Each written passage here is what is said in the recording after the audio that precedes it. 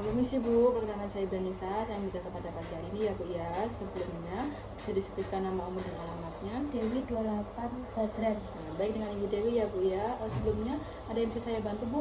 Jadi gini Bu, saya tuh bingung mau KB jangka panjang itu KB apa. Soalnya sebelumnya saya menggunakan KB pil itu setiap hari harus minum. Oh, berarti sebelumnya Ibu sudah pernah menggunakan alat kontrasepsi ya Bu ya? Iya. KB pil ya Bu ya. Nah, baik, di sini saya akan menjelaskan. Di sini saya mempunyai rekomendasi KB IUD ya Bu ya. Nah, KB IUD itu alat kontrasepsi yang berbentuk berbahan dari plastik ya Bu ya. Terus ada badan IUD-nya itu terbuat dari tembaga dan terdapat juga benang kecil ya Bu ya. Itu yang berfungsi untuk mencegah masuknya sel sperma ke dalam rahim ibu.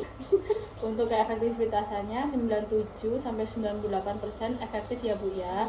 Terus ini juga alat kontrasepsi jangka panjang. Untuk angka kegagalannya 1-2% ya Bu ya.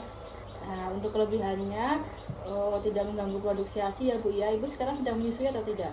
Sudah tidak. Oh, sudah tidak ya Bu ya. Terus harganya juga murah ya Bu ya, tapi ini tergantung dengan tenaga. Dan ini kontrasepsi non hormonal ya Bu ya.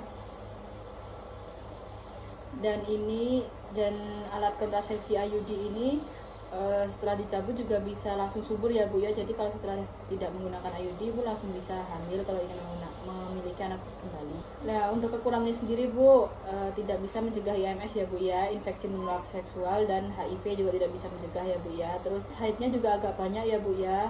Terus Ibu biasanya kalau haid sakit nggak Bu? Nyari sedikit. Nyari ya Bu ya. Terus ini juga bisa menyebabkan luka ya Bu ya pada dinding rahim ibu jika pemasangannya tidak benar.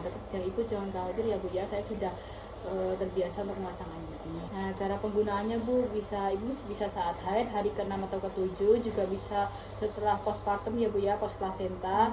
Terus juga bisa digunakan 6 minggu setelah masa nifas ya. Di sini saya punya gambar ya Bu ya, cara pemasangannya. Jadi ini kan rahim kita Bu. Nah, ini ada saluran sel telur, ini sel telur kita, ini juga ada saluran sel telur, ini sel telur ada 2 ya Bu ya. Nah, cara pemasangannya itu dimasukkan di bagian cervix ini ya Bu ya, terus sampai ke dalam rahim. Terus ini fungsinya ada benang Bu di sini. Nah, fungsinya benang ini untuk mencegah masuknya sel sperma ke dalam rahim ya Bu ya. Atau sekalipun bisa masuk ini juga ada tembaga Bu yang bisa mencegah sel sperma masuk ke sini ya Bu ya. Bisa pun masuk, jadi sel sperma ini tidak akan menjadi anak ya Bu ya, karena sudah kelelahan. Bisa juga nanti sel spermanya sudah mati ya Bu ya. Jadi cara kerja IUD menghambat masuknya sel sperma ke dalam sel telur ya Bu ya. Terus menekan pematangan sel telur, terus memungkinkan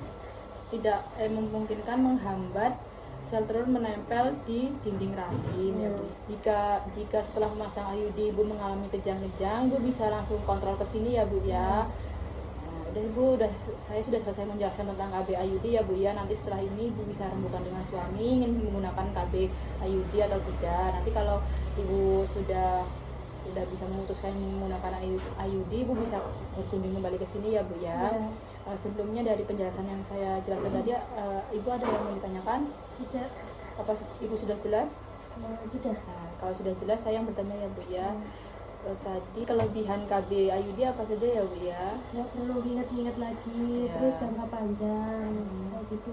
Ya, baik, berarti Ibu sudah paham ya Bu ya. Setelah ini Ibu bisa langsung pulang. Terima kasih atas kunjungannya ya Bu ya. Terima kasih ya Bu. Iya.